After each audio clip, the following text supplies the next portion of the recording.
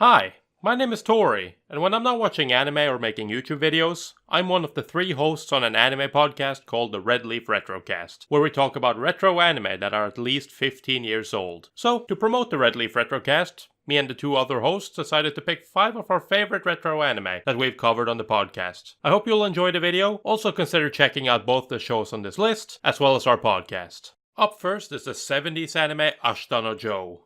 This was the first show we talked about on our very first episode. The show is about Joe Yabuki, a troubled youth whose only solution to problems is throwing punches at them, and what he lacks in manners and discipline, he makes up for with his self-taught fighting skills. One day, while wandering the slums of Doya, Joe gets into a fight with a local gang. Although greatly outnumbered, he effortlessly defeats them, drawing the attention of Dampei Tange, a former boxing coach turned alcoholic. Seeing his potential, he offers to train Joe into Japan's greatest boxer. At first, Joe dismisses Dampei as a hopeless drunk, but after the trainer saves his life, he agrees to live with him and learn the art of boxing. Unfortunately, Joe's personality makes him an unruly student, and he often falls back to his old ways. Sadly, not all 3 of the hosts had seen this one, but I enjoyed it quite a lot, and it's actually one of my favorite anime of all time. But because not everybody saw it, that's why it ends at number 5.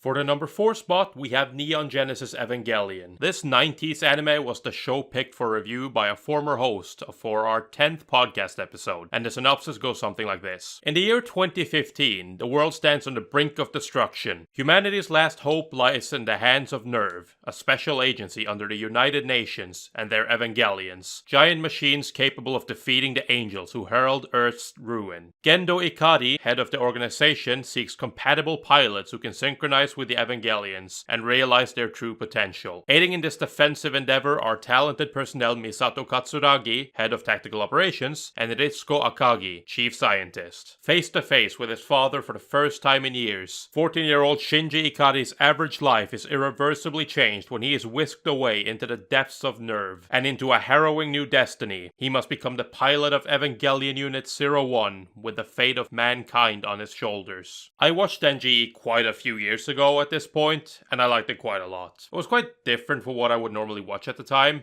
and I enjoyed that. Also, the end of Eva movie is one of my all-time favorite anime movies, and that's why this makes the 4th spot on our list.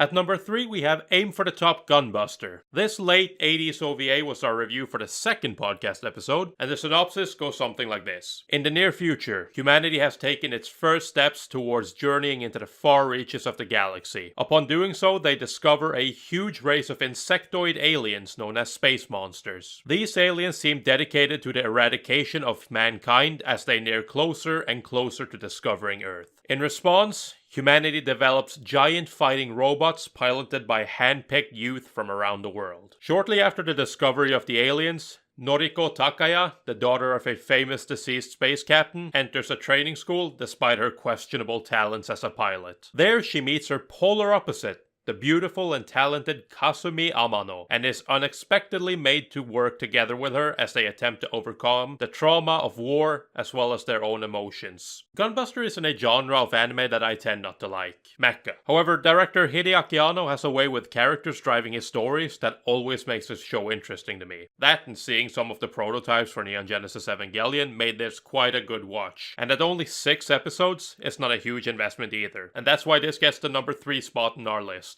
At number 2, we got another show from the 70s in future Boy Conan. This show was reviewed on episode 29 of the podcast. The synopsis goes something like this. July 2008. Mankind was faced with the threat of extinction. An ultramagnetic weapon, far more devastating than any nuclear weapon known, destroyed half the world in an instant. The Earth's crust was rocked by massive movements. The Earth was thrown off its axis, and the 5 continents were torn completely apart and sank deep below the sea. The attempt by a number of people to flee to outer space failed. Their spaceships were forced back to the Earth and vanished with their hopes shattered. But one of the spaceships narrowly escaped destruction and crash-landed on a small island which had miraculously survived the devastation. The crew members of the spaceship settled there as if they were seeds sown on the island. After years, a boy was born. He was a new life in the desert, a ray of light in the darkness of the annihilated Earth. This classic Hayao Miyazaki show from before Studio Ghibli is a must-watch for people interested in retro anime, and that's why it comes in at number 2.